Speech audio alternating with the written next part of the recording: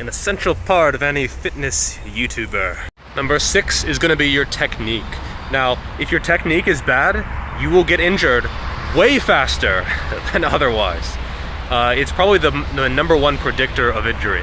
If your technique is bad, you will get messed up. It's only a matter of time. The trouble is, bad technique is very general.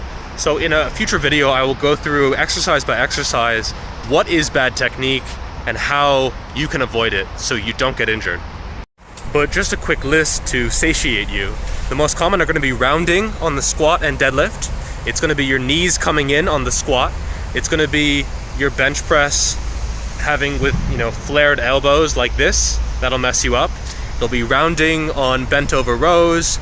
It'll be leaning back when you're curling or overhead pressing. Those are going to be the main ways you get injured.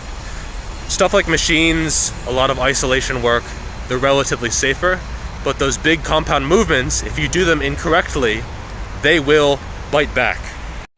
Number 7 is going to be insufficient variation. So I don't think you need to vary your training that much, but if you're always doing the same exercises, you will probably eventually get injured just from overuse, from a repetitive strain injury or an RSI.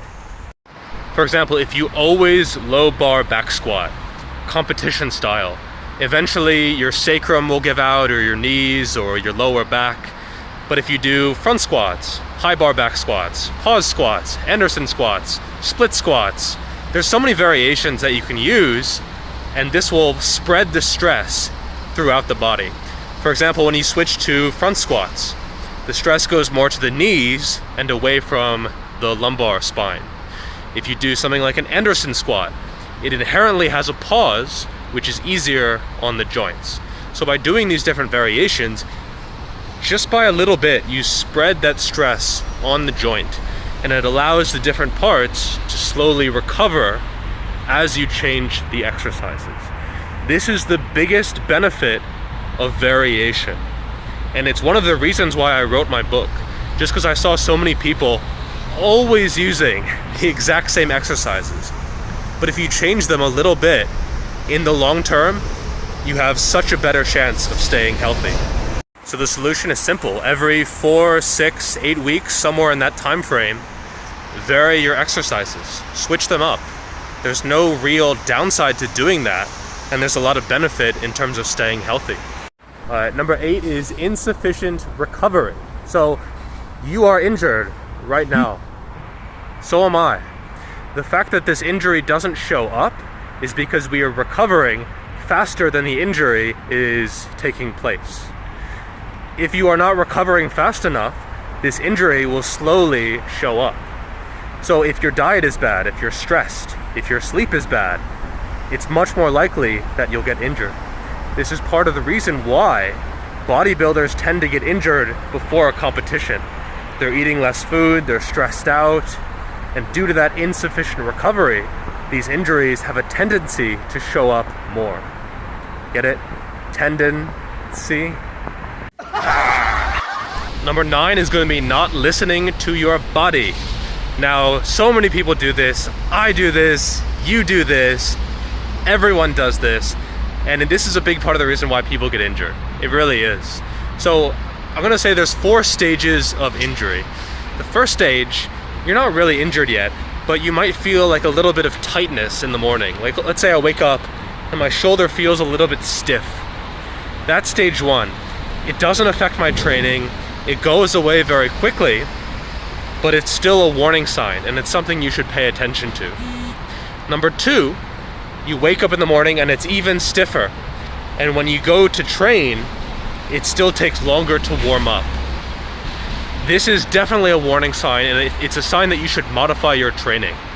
Even if you can still perform well, it's really a sign that something is not right. The third stage is going to be when you wake up and it's like locked in place, extremely painful. You go to train and you can barely warm up. It affects your training significantly. It makes you reduce the weight, or it's extremely painful to put any kind of loading on. Number 4 is when you are genuinely messed up. You can't even put any kind of weight on it. It's extremely painful, and this is the point where maybe you need surgery. So many people I see go from stage 1 to 2 to 3 to 4 over the course of weeks and months. And the injury was probably 100% preventable. I understand you're passionate about the sport, or you want to make gains, or this might even be a living for you. However, you really need to be smart about things and assess yourself. If something went from a 1 to a 2, or even a 2 to a 3, that's something that you need to address, either with your training or with time off or with recovery strategies or any of the things that I mentioned beforehand. You need to apply these techniques to yourself. And that brings us to number 10, the most important one, actually doing it. So if you don't actually apply these concepts and these principles to your own life and your own training, they don't have any value. You have to actually make the change. So sometimes I give people advice. They're like, oh, my knee hurts, what should I do? And I'm like, oh, Bulgarian split squats. And then a few months I ask them, oh, how are the split squats going? And they're just like, yeah, I didn't do that. I didn't actually do it. Don't expect any results if you don't do it.